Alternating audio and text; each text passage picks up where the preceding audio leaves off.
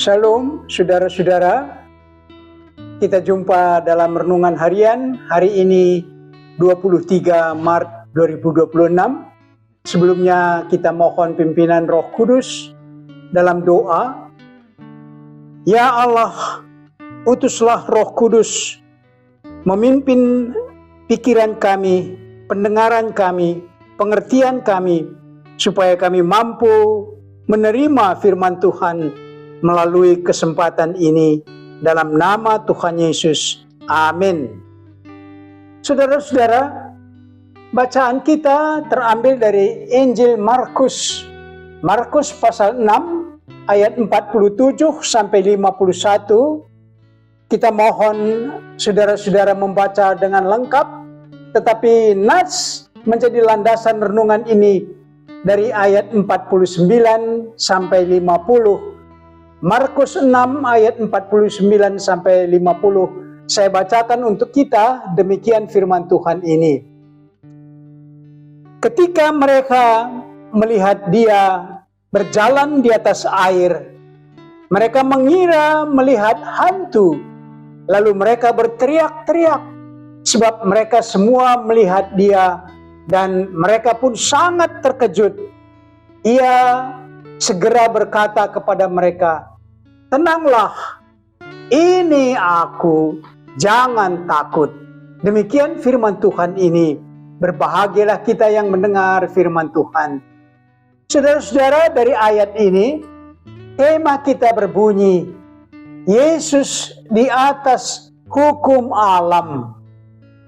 Saudara-saudara yang dikasihi Kristus, Allah menciptakan jagat raya ini bersama dengan hukum alam, sehingga ciptaan Allah ini bisa berjalan dengan baik. Hukum alam ini seperti perintah Tuhan. Hendaklah air yang di bawah langit terkumpul pada satu tempat. Demikian perintah Tuhan. Kita tahu hukum alam, air mengalir ke tempat yang lebih rendah, maka sungai mengalir ke hilir. Tetapi ditemukan juga air yang mengalir ke atas melalui pipa alami pada pohon yang tinggi, sehingga pohon kelapa atau aren bisa disadap airnya di atas pohon yang tinggi itu. Bagaimana Yesus dengan hukum alam terlihat? Yesus lapar dan haus setelah dia berpuasa. Itu hukum alam. Tubuh Yesus luka ketika dicambuk. Paku menembus tangan dan kakinya sehingga bisa tergantung di atas kayu salib. Dalam minggu Prapaskah kelima ini, patut kita renungkan penderitaan yang ditanggung oleh Yesus. Walaupun dia anak Allah. Kisah dalam bacaan kita dengan pokok perhatian. Yesus berjalan di atas air, menyadarkan kita bahwa Yesus anak Allah berkuasa di atas hukum alam. Ketika Yesus disalib, orang banyak berkata, "Jika engkau anak Allah, turunlah dari salib itu." Dalam Matius 27 ayat 40. Tetapi jalan penebusan dosa manusia adalah jalan kematian, sehingga ada kebangkitan di dalam Yesus. Melampaui hukum alam, Yesus berjalan di atas air. Kisah ini terjadi sesudah Yesus memberi makan 5.000 orang dengan 2 ketul roti dan 5 ikan. Tetapi dengan kejadian itu, murid-murid juga orang banyak belum menyadari bahwa Yesus anak Allah. Dengan kisah Yesus berjalan di atas air, maka murid-murid di perahu itu menyembah Yesus, sujud dan berkata, "Sesungguhnya engkau anak Allah." Dalam Matius 14 ayat 33.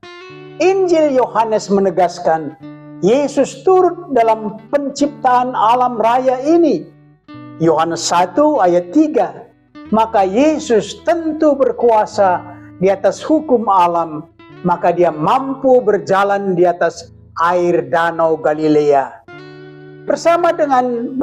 Bagaimana dengan kita yang berada di bawah hukum alam ini? Bersama Yesus, dengan iman kepada Yesus, kita akan bisa di atas hukum alam ini. Itulah jalan keselamatan kita. Yesus mengatakan, tidak ada yang mustahil bagi orang yang percaya. Sebaliknya, bagi orang yang tidak percaya, tidak beriman kepada Yesus, mustahil selamat untuk masuk ke dalam kerajaan surga. Mari kita aplikasikan renungan ini dengan pokok berikut. Pertama, apakah Anda anak Allah? Bagaimana mungkin? Kalau yang kedua, kalau anak Allah mampu berjalan di atas air, kalau anak iblis mampunya apa? Yang ketiga, sebagai anak Allah, adakah suka dukanya bagi Anda? Mari berdoa. Bapa kami yang di surga, sebagai orang percaya, maka hukum alam tidak lagi membatasi kami. Di dalam Kristus kami bukan lagi milik dunia, tetapi kami milik Kristus. Kami bersyukur dalam nama Yesus. Amin.